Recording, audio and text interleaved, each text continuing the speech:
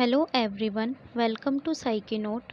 Last video में हमने anxiety disorder के बारे में जाना था कि एंजाइटी डिसऑर्डर क्या होता है, उसके सिम्टम्स क्या होते हैं और एंजाइटी डिसऑर्डर क्यों होता है, एंजाइटी डिसऑर्डर से हम खुद को किस तरह से बचा सकते हैं। एंड नाउ इस वीडियो में हम एंजाइटी डिसऑर्डर के ही एक टाइप फोबिया के बारे में जानेंगे कि फोबिया क्या होता है और इसके सिम्टम्स क्या होते हैं, फोबिया डिसऑर्डर के टाइप्स क्या हैं और इसको किस तरह से ट्रीट किया जा सकता है। And now let's move on the topic phobia. अब हम जानेंगे कि फोबिया होता क्या है, फोबिया वर्ड किस तरह से बना है। The word phobia drives from the name of the Greek God Phobos. Phobia Phobos से बना है, इसका मतलब होता था ग्रीक गॉड, और ये ग्रीक गॉड क्या करते थे, अपने एनिमीज़ को डराते थे, जिसे अब फोबिया के नाम से जाना जाता है। एंड फोबिया होता क्या है, a phobia is an intense and irrational fear of some object. किसी भी ऑब्जेक्ट का, किसी भी सिचुएशन का ये एक इरेशनल फियर होता है, मतलब जिसका कोई लॉजिक नहीं होता। हमें ऐसा लगता है कि ये ओवर एक्टिंग कर रहा है सामने वाला पर्सन, इससे तो डरना ही नहीं चाहिए, ये क्यों डर रहा है, लेकिन उसके लिए वो फोबिया वाली सिचुएशन होती है जिससे वो डर रहा होता है। फॉर एग्ज़ाम्पल, हम रोड पर जा रहे हैं और अचानक से हमें किसी ने नाइफ़ दिखाई और हमारा मोबाइल फ़ोन छीन कर ले गया, और हम उसे देखकर एकदम से हमें अटैक आ गया, उसे पैनिक अटैक कहते हैं। पैनिक अटैक मतलब घबरा कर एकदम से अटैक आ जाना। हम आने वाली वीडियोस में इस एंजाइटी डिसऑर्डर के एक पार्ट पैनिक अटैक के बारे में भी जानेंगे कि ये होता क्या है। तो उसे एकदम से पैनिक अटैक आ जाता है, तो ये नॉर्मल है क्योंकि वो सिचुएशन ही ऐसी हुई थी जिसे उसने डील किया कि उसे एकदम से पैनिक अटैक आ गया। बट अब अगर वो पर्सन कहीं पर भी नाइफ़ देखता है, अपने घर में नाइफ़ देखता है, या मम्मी को सब्ज़ी काटते हुए नाइफ़ को देखता है, तो उससे इतना ज़्यादा डर जाता है कि छुपने लगता है, मम्मी मुझे बचा लो और इसे ले जाओ, उसे देखना ही नहीं चाहता, बार बार वो इसी तरह का बिहेवियर करता है, तो वो फोबिक डिसऑर्डर कहलाता है।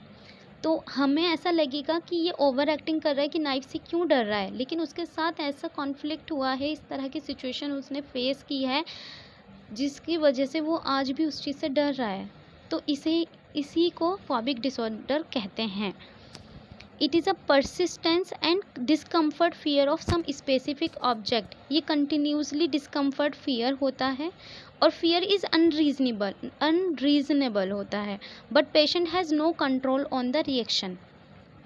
हमें क्या लगता है कि ये जो फ़ियर है वो अनरीज़नेबल है, इसका कुछ रीज़न नहीं है, लेकिन पेशेंट के लिए रीज़नेबल होता है क्योंकि उसके साथ ऐसी सिचुएशन हुई है, इसलिए वो उस नाइफ़ से डर रहा है, और उसका भी खुद पर कुछ कंट्रोल नहीं होता क्योंकि वो उस डिसऑर्डर है, उसे एक फोबिया डिसऑर्डर है उसे, इस वजह से ही वो उससे डर रहा है। तो let's move on the next topic, what is the types of phobic disorder. तो बहुत सारे टाइप्स होते हैं। फोबिया डिसऑर्डर के 3 टाइप होते हैं। एक होता है स्पेसिफिक फोबिया, सेकंड होता है सोशल फोबिया एंड अगोराफोबिया। जो स्पेसिफिक फोबिया होता है उसमें एक पर्सन एक ही स्पेसिफिक ऑब्जेक्ट से डरता है, जैसे कि वाटर से किसी को फियर होता है, वाटर फोबिया उसे कहा जाता है। किसी को किसी स्पाइडर से डर होता है, किसी को अंधेरे से होता है, किसी भी एक स्पेसिफिक ऑब्जेक्ट से डरना स्पेसिफिक फोबिया कहलाता है। सोशल फोबिया, जब हम सोशली इंटरेक्ट नहीं कर पाते लोगों से, बहुत ज़्यादा शाय फील करते हैं, डरते हैं, डिस्कम्फर्ट वाली फीलिंग आती है, हम लोगों से जल्दी से मिलते जुलते नहीं हैं, हम डरते रहते हैं, तो उसे सोशल फोबिया कहते हैं। जिसमें सोसाइटी से इंटरेक्ट नहीं करता, वो पर्सन अपने दोस्तों से, अपनी फैमिली से, क्लोज लोग जो होते हैं उनसे काफ़ी अच्छे से बात कर लेता है, इंटरेक्ट कर लेता है, बट जब बात आती है किसी अदर पर्सन से इंटरेक्ट करने की, अननोन पर्सन से इंटरेक्ट करने की, तो वो बहुत ज़्यादा डिस्कम्फर्ट हो जाता है, शाइनेस होने लग जाते हैं, इसे बोलते हैं सोशल फोबिया। अगोराफोबिया, अगोराफोबिया क्या होता है, इस सिचुएशन में एक पर्सन को भीड़ से डर लगता है, जैसे कि मॉल में बहुत ज़्यादा भीड़ होती है, तो वो उस भीड़ से डरने लग जाता है, वो ऐसे बिहेव करता है, अग्रेसिव बिहेवियर शो करता है कि मतलब मुझे यहाँ से ले जाओ, और दूसरों को भी हार्म करता है कि हट जाओ यहाँ से, वो इस तरह से बिहेव करता है। तो उन लोगों को बोला जाता है कि इसे अगोराफोबिया है। जिन्हें भीड़ से बहुत ज़्यादा डर लगता है, बहुत ज़्यादा अग्रेसिव बिहेवियर शो करना अगोराफोबिया कहलाता है। अब हम स्पेसिफिक फ़ोबिया की बात करते हैं, वही कि irrational fear of specific object, जैसे एक्रोफोबिया होता है, फ़ियर ऑफ हाइट, बहुत से लोगों को हाइट से डर लगता है। स्पेसिफिक फ़ोबिया बहुत ही तरह का होता है, इसके बहुत ज़्यादा टाइप्स हैं, तो इसमें सिर्फ मैंने कुछ ही टाइप्स को लिखा है, तो आप इसको गूगल पर लिस्ट देख सकते हैं अगर आपको इसके बारे में और ज़्यादा नॉलेज लेनी है स्पेसिफिक फ़ोबिया के बारे में। तो इसमें सिर्फ मैंने 5-6 ही लिखे हैं। ये एरोफोबिया होता है, फ़ियर ऑफ फ्लाइंग यानी कि फ्लाई करने से डरना। एक्वाफोबिया होता है, फ़ियर ऑफ वाटर, वाटर से डर लगने लग जाता है बहुत से लोगों को। एक स्टडी हुई है कि एक फ़िशरमैन होता था, वो डेली फ़िश पकड़ने के लिए सी पर जाता था। उसका एक बेटा होता था, वो काफ़ी गरीब लोग थे, काफ़ी, तो उसके वो बेटा भी उसके साथ जाता था वहाँ पर। अब एक दिन वहाँ पर कुछ लोगों ने कहा कि यहाँ पर क्रोकोडाइल है, इस पानी के अंदर क्रोकोडाइल है, इसके पास मत जाओ, वाटर के पास मत जाओ। तो अब जब वो बच्चा बड़ा हुआ, वो वहाँ पर फ़िश पकड़ने के लिए जाता था, तो उस बच्चे को भी डर लगने लग जाता है कि यहाँ पर क्रोकोडाइल है और मैं इसके पास नहीं जाऊँगा, वो वाटर से ही डरने लग जाता है। उसे शैडो दिखाई देती है किसी भी चीज़ की, वो उसे भी क्रोकोडाइल बताता है कि यहाँ पर क्रोकोडाइल है और यहाँ से चलो। वो इस तरह से फ़ियर ऑफ वाटर होता है aquaphobia. And fear of crowd, वही enochlophobia. Dentophobia, fear of going to dentist, dentist के पास जाने से डर लगता है, उन्हें बोलते हैं फ़ियर ऑफ डेंटोफोबिया। एंड नाउ अब हम इसके सिम्टम्स की बात करते हैं, तो इसमें पर्सन बहुत ज़्यादा क्राइंग करता है किसी भी ऐसी सिचुएशन को देखकर जिससे वो बहुत ज़्यादा डरता है, उसे देखकर क्राई करने लग जाता है, खुद को फ्रीज कर लेता है, clinging to a caregiver, उसके पास जो भी होता है, पेरेंट्स होते हैं या फिर केयर गिवर होता है, उनके पास जाकर छुप जाता है। एक्सट्रीम इमोशनल रिएक्शन, बहुत ज़्यादा इमोशनल रिएक्शन शो करता है जो हमें ओवर एक्टिंग लगती है। Now let's move on next topic, what is social phobia. तो सोशल फोबिया वही होता है जिसमें हमें किसी अननोन पर्सन से इंटरेक्ट करते हुए डिस्कम्फर्ट फील होता है। Social phobia, it is a irrational fear associated with presence of other people. ये हमारे अदर पीपल के प्रेजेंस से जब हमें इरेशनल फियर होने लग जाता है, तो उस कंडीशन को सोशल फोबिया कहा जाता है। ये डिस्कम्फर्ट फीलिंग होती है, सेल्फ कॉन्शियसनेस बिल्ड होता है इनटू अ पावरफुल फियर, और difficult to participate in everyday social situations. वो पार्टिसिपेट करते हुए भी उन्हें बहुत ज़्यादा प्रॉब्लम्स होती हैं सोशल सिचुएशंस में। वो क्योंकि सोसाइटी के साथ इंटरेक्ट ही नहीं कर पाते, उन्हें डर लगता है, वो खुद को अकेला ही रखना चाहते हैं, वो किसी से भी बात नहीं करते हैं। Easily interact with close and familiar person, अपनी फैमिलियर पर्सन से और क्लोज पर्सन से वो इजीली इंटरेक्ट हो जाते हैं, बट किसी अननोन पर्सन से उनकी जब बात करने के इंटरेक्ट करने का नंबर आता है, तो वो डिस्कम्फर्ट फील करने लग जाते हैं, शाइनेस फील करने लग जाते हैं।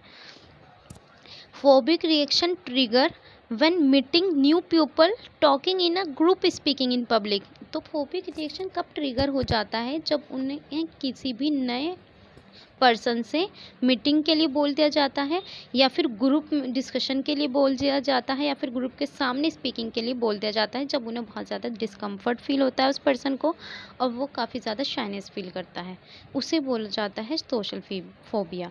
And now it is agoraphobia.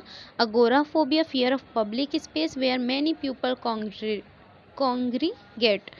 तो मार्केट्स हो गए, मॉल्स हो गए, बस स्टॉप हो गए, रेलवे स्टेशन हो गए, जहाँ पर बहुत ज़्यादा पब्लिक होती है, उस जगह से पर्सन डरने लग जाता है। इस कंडीशन को कहते हैं अगोराफोबिया।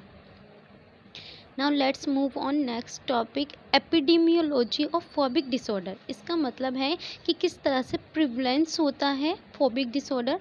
तो social phobia are more common than specific phobia, यानी सोशल फोबिया बहुत ज़्यादा कॉमन है, लोगों में बहुत ज़्यादा देखा जाता है, स्पेसिफिक फोबिया इतना ज़्यादा नहीं देखा जाता है। और ये जो होता है सोशल फोबिया, ये मोर कॉमन होता है इन वुमेन में। ईटियोलॉजी ऑफ फॉबिक डिसऑर्डर, मतलब कि क्या कॉजेज़ हैं फॉबिक डिसऑर्डर के। तो इसमें फर्स्ट फैक्टर है बायोलॉजिकल फैक्टर। बायोलॉजिकल फैक्टर के अंदर जेनेटिक फैक्टर एंड प्रिपेयर्डनेस है। जेनेटिक फैक्टर ये मोडेस्ट होता है, मतलब कि हो भी सकता है और नहीं भी हो सकता है। प्रिपेयर्डनेस जैसे कि हमारे एंशियंट होते थे, उनसे चला आ रहा है कि बहुत सारी चीज़ें, बहुत सारे डर प्रिपेयर्ड है पहले से ही कि इन चीज़ों से डरना है, तो हमें उन चीज़ों से फोबिया होता ही है। साइकोलॉजिकल फैक्टर्स में साइको एनालिटिक थ्योरी है। फ्रॉइड ने कहा है कि जो हमारे चाइल्डहुड कॉन्फ्लिक्ट्स होते हैं उनकी वजह से हम अपने प्रेजेंट में भी और आने वाले फ्यूचर में भी उनसे बहुत ज़्यादा एंशियस फील करते हैं, उन चीज़ों से बहुत ज़्यादा एग्रेसिव बिहेवियर शो करते हैं। और लर्निंग थ्योरीज़ में ऑब्जर्वेशन लर्निंग की बात की गई है कि हम दूसरे पर्सन को देखकर कि उन्हें ऑब्ज़र्व करके लोगों को कि ये इस सिचुएशन से डर रहे हैं तो मुझे भी इससे डर लगना चाहिए। तो ऐसी सिचुएशन में लर्निंग थ्योरीज़ में यही बताया गया है कि ऑब्जर्वेशन करके भी हमारी कॉग्निटिव थ्योरीज़ में बताया गया है कि बहुत सी चीज़ों का डर हमारे माइंड में सेट हो जाता है।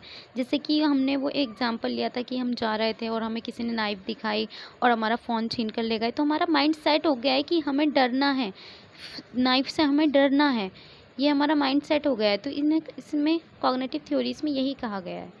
Next move on the topic treatment of phobic disorder. तो इसमें फार्माकोलॉजी है, मतलब कि मेडिसिन से भी फॉबिक डिसऑर्डर को ट्रीट किया जाता है, डायग्नोज किया जाता है। और इसकी बहुत सारी साइकोथेरेपीज़ भी हैं जिन्हें देकर एंजाइटी डिसऑर्डर को ठीक किया जाता है।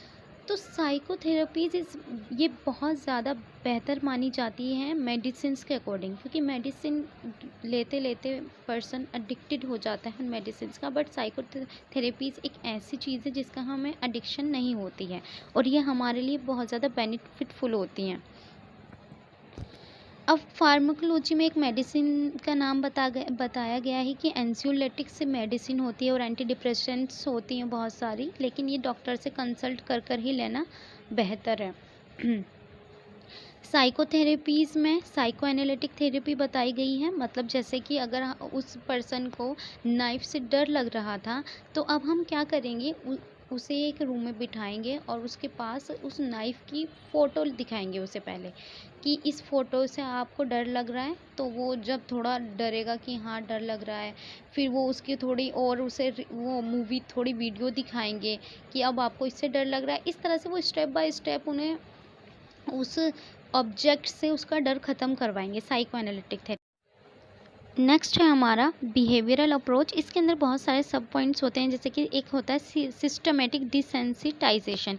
इसके अंदर क्या किया जाता है, जो पर्सन होता है उसे मार्किंग दी जाती है कि आप फर्स्ट नंबर पर वो ऑब्जेक्ट लिखो जिससे आपको सबसे ज़्यादा डर लगता है, और सेकंड नंबर पर आप वो ऑब्जेक्ट लिखो जिससे आपको उससे कम डर लगता है, और फिर थर्ड नंबर पर आपको जिससे सबसे कम डर लगता है आपको वो लिखना है। तो इस तरह से उनसे मार्किंग दी जाती है, पेशेंट से दिलवाई जाती है। अब सेकंड है फ्लूडिंग। फ्लूडिंग में हम क्या करते हैं, एक psychologist immediately real situation face करवा देता है पेशेंट को, ये बहुत ज़्यादा डेंजरस भी होता है कभी कभार। और थर्ड है मॉडलिंग। मॉडलिंग में क्या करते हैं, किसी दूसरे पर्सन को, जैसे कि अब मैं यहाँ पर एक पेशेंट, मैं काउंसलिंग कर रही हूँ और मेरे पास 2 पेशेंट बैठे हुए हैं। एक पेशेंट वेट कर रहा है और एक पेशेंट को मैं काउंसलिंग कर रही हूँ। तो उस पेशेंट्स को मैं ऐसी सिचुएशन फेस करवा रही हूँ और वो पेशेंट नहीं डर रहा है। तो जो वेट कर रहा है पर्सन, वो देख रहा है कि ये पर्सन इस सिचुएशन से नहीं डर रहा है तो मुझे भी नहीं डरना चाहिए। इसे कहा जाता है मॉडलिंग। अब फोर्थ है कॉग्निटिव अप्रोच। कॉग्निटिव अप्रोच ये एक सोशल फोबिया के लिए ज़्यादा ठीक मानी जाती है, इसका ज़्यादा यूज़ नहीं किया जाता। अप्रोच एंड फोर्थ है हमारा रियल लाइफ थेरेप्यूटिक सिचुएशन। इसके अंदर क्या होता है, इसमें कहा गया है कि हम सिर्फ एक ही थेरेपी का यूज़ करके हम डायग्नोज नहीं करेंगे। ऐसा भी हो सकता है कि हमें 2 थेरेपी को लेकर डायग्नोज करना पड़ जाए, या फिर हम सारी ही थेरेपी को मिक्स कर हम उसे डायग्नोज करें। तो and thanks for watching my videos. Please subscribe and share my video.